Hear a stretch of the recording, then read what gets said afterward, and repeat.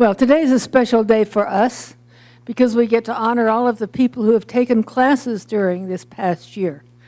And it's a day that we do this only once a year, so sit with me and enjoy this. The science of mind is the study of life and the nature of the laws of thought, the conception that we live in a spiritual universe. That's by Ernest Holmes, who's the man who created this philosophy, well, put together this philosophy that we study. And we study it pretty well at the Salt Lake Center for Spiritual Living. We had 74 students graduate from 10 different classes during this past year. Yeah.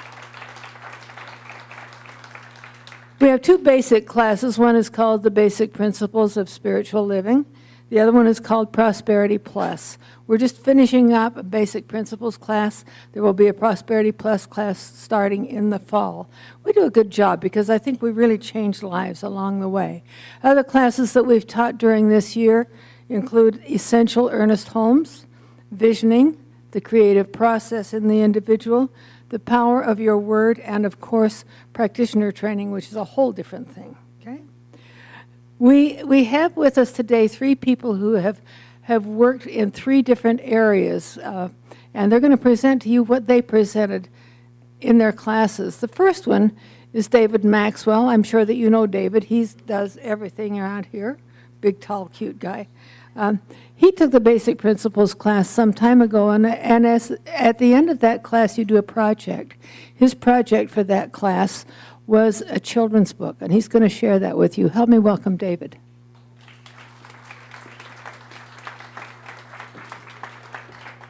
Thank you. Thank you. It sounds like a children's book, but it's actually intended for adults, as you'll notice as we go through. When I'm up, or when I'm down, or here, or there, or all around, no matter what, I'm always found, up in the sky or underground. I'm always safe and loved, you see, 'cause I'm where I'm supposed to be. When I think I'm maybe not, I know right then that I am caught. Then I get stuck and look for change, forgetting I am still the same. Here or there or anywhere, I'm still the same and care my cares. It's me, you see, who's here or there.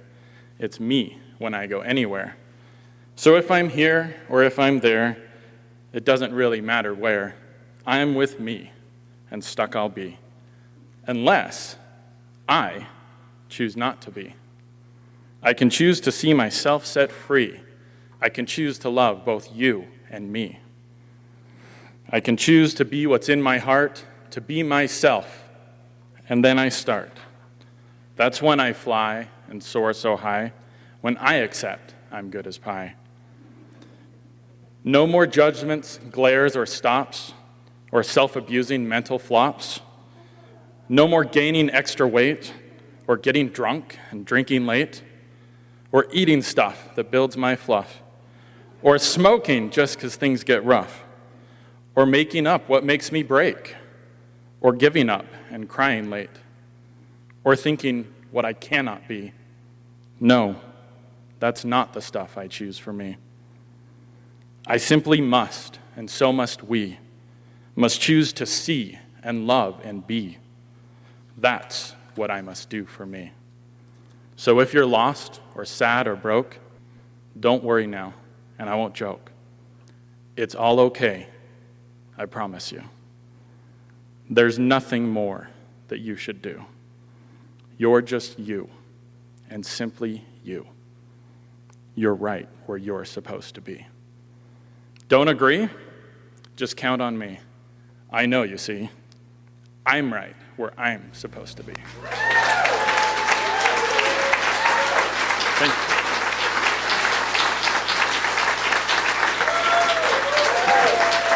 Thank you. See what happens when you show up in a class? Thank you very much, David. That was wonderful. Our second presenter is a woman who just began the Basic Principles class this summer. And as luck would have it, on the second day of class, she showed up with a poem that she wrote that then turned into a piece of music, and she's going to present that for you today. Would you help me welcome, please, Dana Condi?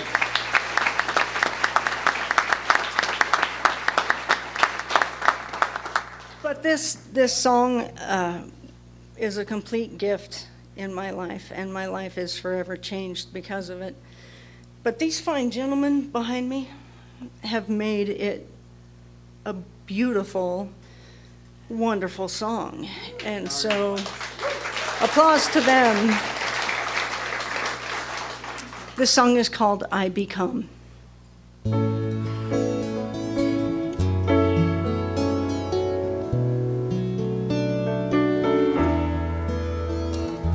In my life I look for wonder. In my mind I search for peace. In my prayer I feel God's welcome, and pray with strength I'll find release. In my life I look for beauty. In my mind I search for joy. In my prayer I find acceptance and honor, wisdom to employ, to live the life that I've created, with all blessings from above. My soul is ripe and I am ready, with divine in my heart I become love.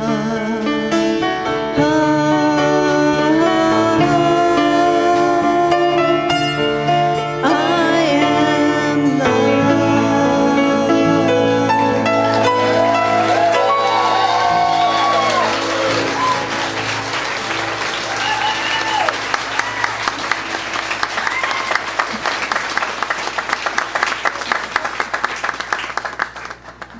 I think we are the church of the standing ovation.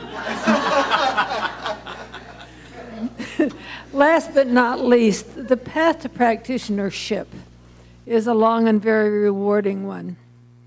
I think I said earlier we have 9 students right now beginning their last year of practitioner studies, and we'll honor all of you here in a minute or two. But one of these students is Linda Forrest. She's going to come talk with us about what a practitioner is and does. Help me welcome Linda.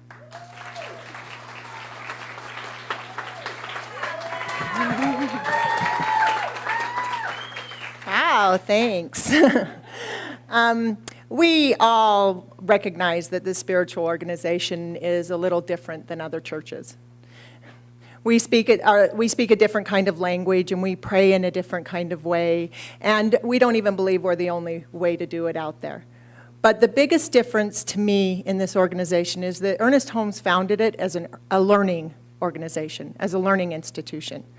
He did not believe that Jesus was the great exception. He believed him to be the great example.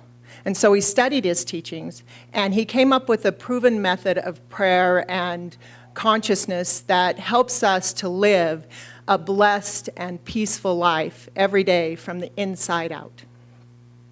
So most of us, I know me originally, I thought of practitioners as people that served in the church, that had the stoles and would pray and do practitioner sessions with us. But Ernest Holmes believed everyone had the potential to be a practitioner. And this was just about living consciously. This was living about in spiritual truth, regardless of circumstances. So if you look at your life and if you see anything that's not working the way you want it to, and you would like to know more ways in which to stand that center of peace all the time, I would suggest taking these classes, taking any one of them or all of them, because from my personal experience, they change your thinking, which will indeed change your life. Thank you.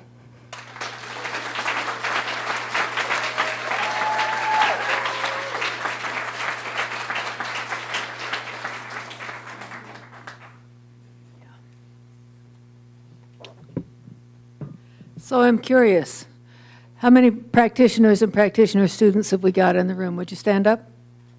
Up on your feet. Okay, good. Look around. These are our future and present leaders, people. Stay up, stay up, stay up, stay up. Now, anybody who's taken, no, stay on your feet. Come on, that's better. Okay. Anybody who's taken more than one class, would you join us and stand up, please? Ha ha. Good sized group. Now, anybody who's ever taken a class at the Science of Mind here at the center. See, that's a good sized bunch of our people.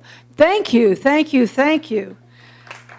To the rest of you, I invite you to expand your mind, embody the tools of the wisdom that we teach right here. Join us in a class, and thank you so much for the blessing that you are in our lives. Now, let's welcome Reverend Marty.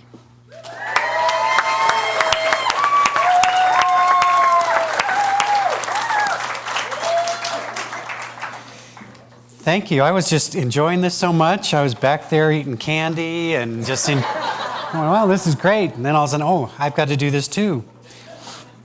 I have an approach to ministry, which is how much stuff can I give away? I'm not quite ready to give away this segment, but I'm getting there. Aren't they wonderful? Aren't we blessed? We like to do this from time to time because so much of what our center is all about happens on Monday nights and Tuesday nights and Wednesday nights and Saturday mornings and all kinds of other times besides Sunday morning. And so it's wonderful to see just some samples of the learning that takes place. The vision we hold for our ministry is different. I thought Linda said it very aptly when she said, if you hadn't noticed, our church is different. Some of you noticed that right away, right? And we are fundamentally different. I realize this because we take an approach to living that says this: the divine is present everywhere, resident within all people. So our fundamental relationship is different from what some of us may have believed prior to coming here. For me, I believed God was a man. I mean, let's just admit it, as a man out there. And my job was to get God, the man, to somehow conform to what I wanted. We had lengthy conversations about what I wanted and how life should be and how the universe should run and all those things. And then I found a different way of being, a different way of approaching reality that said there are spiritual principles at work in our universe, and you can believe them or not, they still work. Have you noticed that about principles? You can go to the top of the Empire State Building and say, I don't believe in gravity, and step over. Gravity doesn't really care. The result is the same. So too with spiritual principle, when we begin to understand that these spiritual principles are at work all of the time, and we can either conform to their nature and enhance our lives through the proper use, or we can resist it, but the principles are the same. So our teaching is not, oh, I just have to go there. I'm just going to have to get ourselves in trouble here. Why not? I was going to try and be nice. How long did I go? 2 minutes? 3? Nice job. So what we're really saying is we are inviting us to find our inner authority. We don't use the Bible as our authority. We use the Bible as a guidepost to finding that inner authority. We don't put in place a person that says, here is the truth and you will live according to the truth. We say, find the truth that is resonant within you.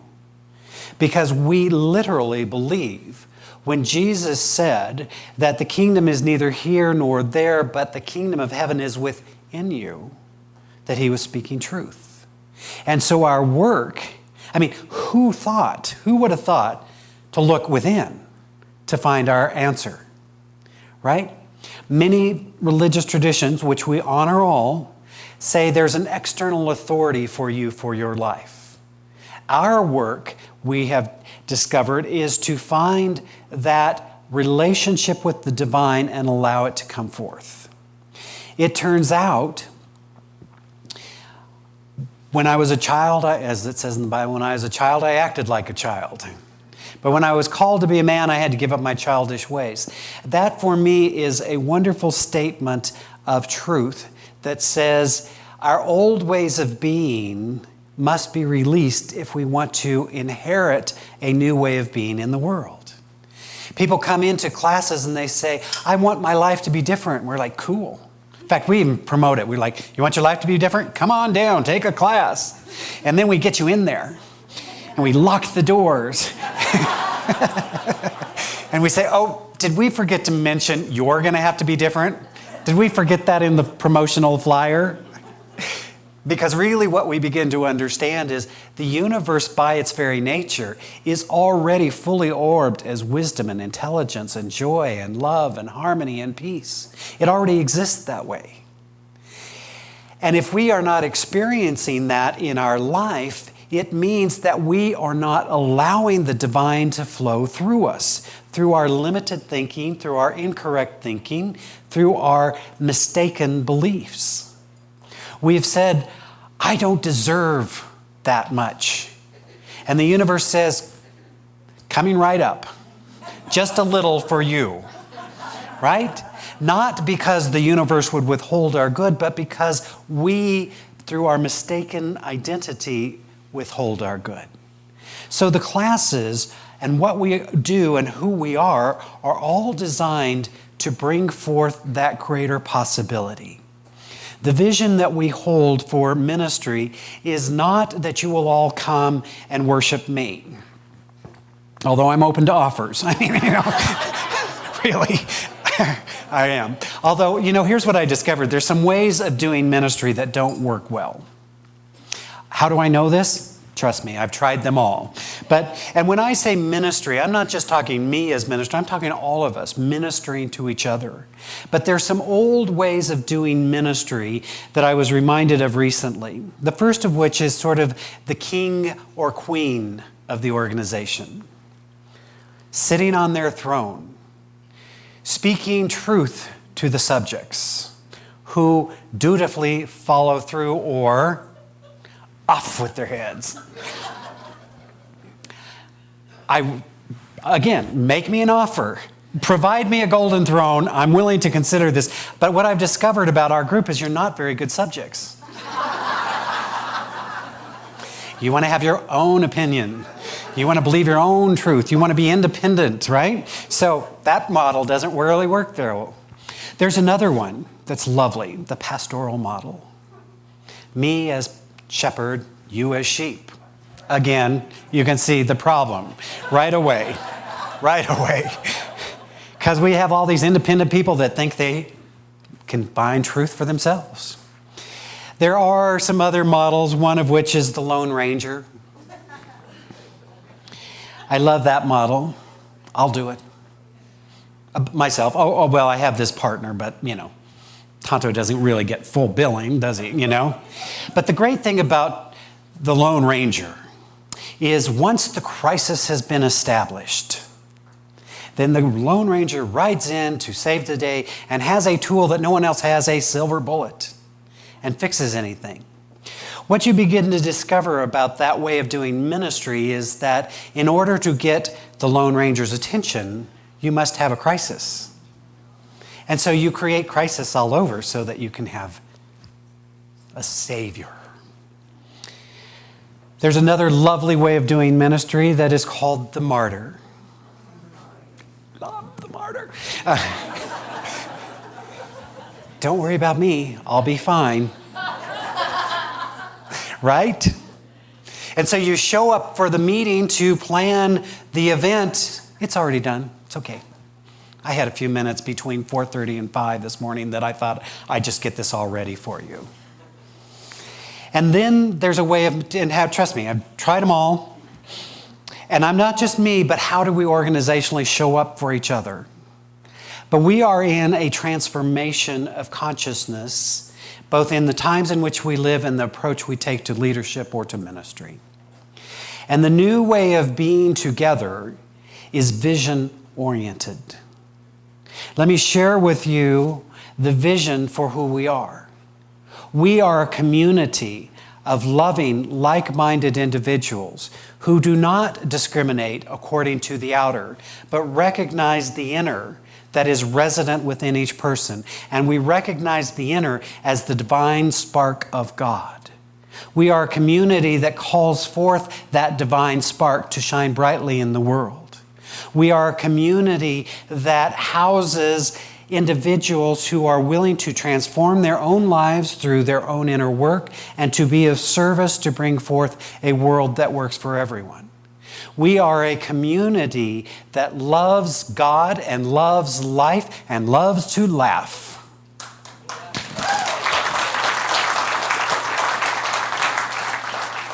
Throw a meal in there and we are some kind of happy, right?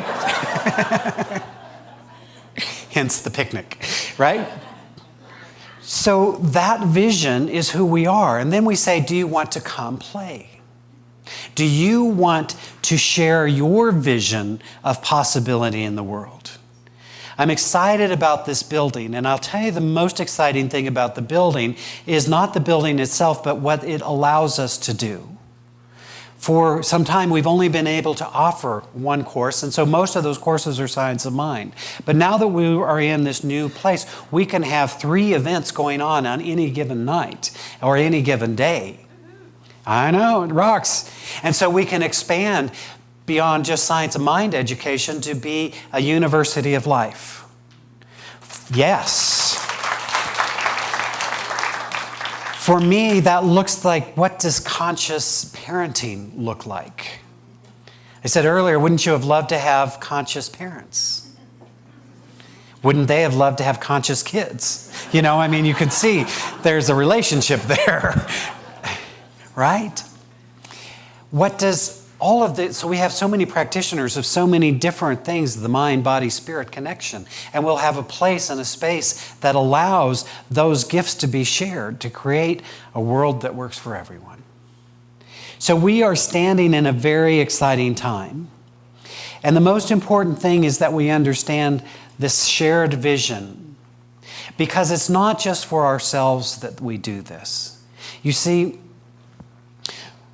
I'm so mindful of how my life has been healed and transformed when I discovered the principles and then worked with the principles to correct my relationship with myself. I used to have I was going to say low level, but high level of self-loathing.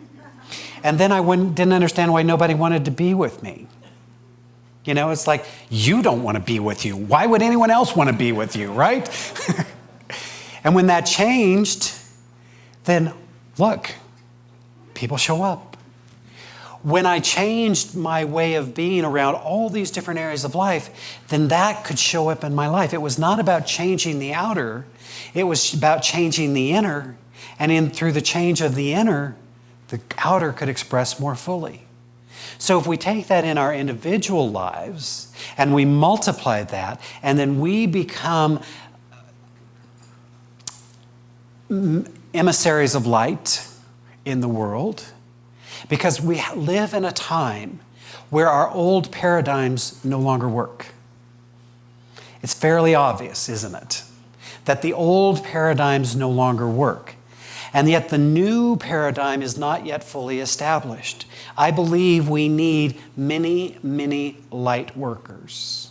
Yes, we need reverend with the T, reverend. But what we really need is people showing up in their office with a new way of being. People showing up in their homes, spreading joy and light and possibility. People showing up in their communities, showing what love can do and how lives can be healed and transformed through this power. So our ministry, yes, has to do with Salt Lake, and that's a beautiful thing. We want to be a healing presence in our community. But I also know we are being called to be a presence regionally. It's kind of sad when you think that in the whole great big state of Utah, there's 2 centers for spiritual living. One here and one in St. George. Some of you go to both, right? I mean, it would kill us to have 3, right? So we have an opportunity to be of service to help that. We're also having an opportunity to work with a number of communities, both of Centers for Spiritual Living as well as other New Thought denominations, in Elko and St. George, on all kinds of places. We're also being given an opportunity to work with young people. There's another young person's ministry coming forth called The Launching Pad. And it's a wonderful and beautiful thing to watch 27 and 28-year-old kids espousing truth. It's a beautiful thing. We're being given the opportunity to share this message across the globe as we're sponsoring a new work in the Ukraine. You see, what we do is so much bigger than just what we do here on Sunday mornings. And I love that we get to do Sunday mornings. It's a beautiful and wonderful thing. So what I share with you is there is a vision, my vision. Here's how large my vision is. My vision is so big that your vision fits in it. And so our goal is not to have me be on a throne, although, I'm open to offers, edicting, but rather that we come together in a shared ministry where each of us is finding our gift and being of service to others by giving our gift, where we are working to make not only our own lives better, but the lives of those around us better. We are working together to be a powerful presence in our world. And so I invite you to come join. It's a beautiful thing. Truly, we are called for something more. And it's a beautiful thing to be together. Know that the most important thing in this way of living is to be clear on your vision. You see, the Bible says to us, where there is no vision, the people will perish.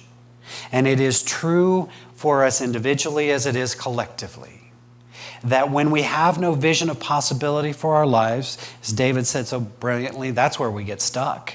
When we can't see beyond the appearance of things and we think that the circumstances are the thing, that's where we're stuck.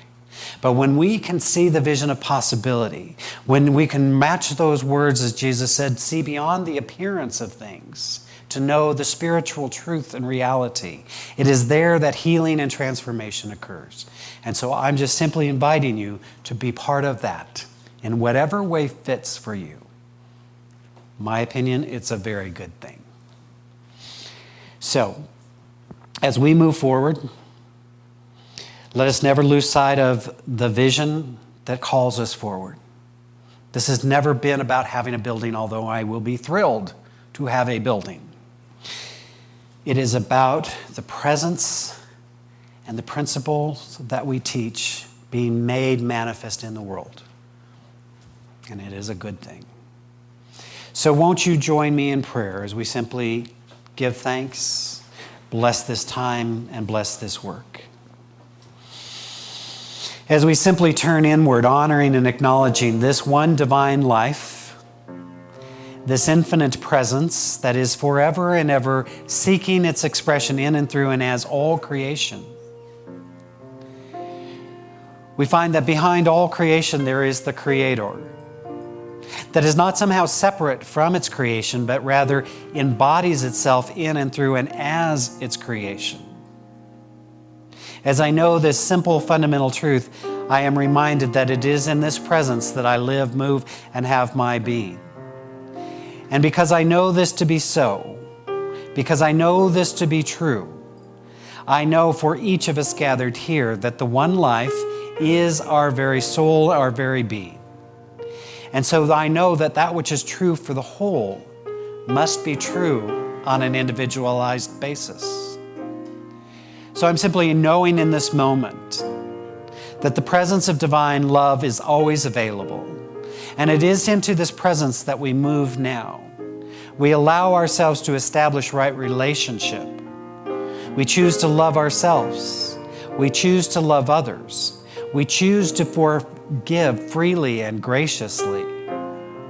As we see beyond the appearance of things to know the divine spark resident in all. We're speaking the word of truth this day as we're simply knowing the presence and power of wholeness. That the one life is always whole, always in harmony with itself, and so that wholeness reveals itself as health, well-being, as vitality, moving through every cell and every system to bring forth its highest self-expression. We're calling forth that presence of abundance, for we know that abundance is a state of being. And so we allow ourselves to experience the abundant life, joyously giving, graciously receiving of all of the divine bounty. We are knowing that if indeed we seek this spiritual dimension, then all things are added to us. The outer reflects the inner, and it is good. Truly we are blessed in this very moment. And so as we speak this word of truth, I'm simply giving thanks for the many blessings in our lives. We extend a blessing from this place. We bless this spiritual community. We know that it is divinely supplied, divinely guided in right and appropriate action at all times. We extend a blessing to our brothers and sisters around the planet. We're holding the vision of peace, a planet at peace, a planet in harmony with itself. We are holding our brothers and sisters in the presence of divine light, accepting and knowing a world that does indeed work for everyone. And as always, we extend a blessing. We bless all priests, rabbis, ministers, teachers of every faith. For we know there are many pathways to the divine. We honor and celebrate them all. As greater wisdom and insight and awareness comes forth, we are blessed, and it is good.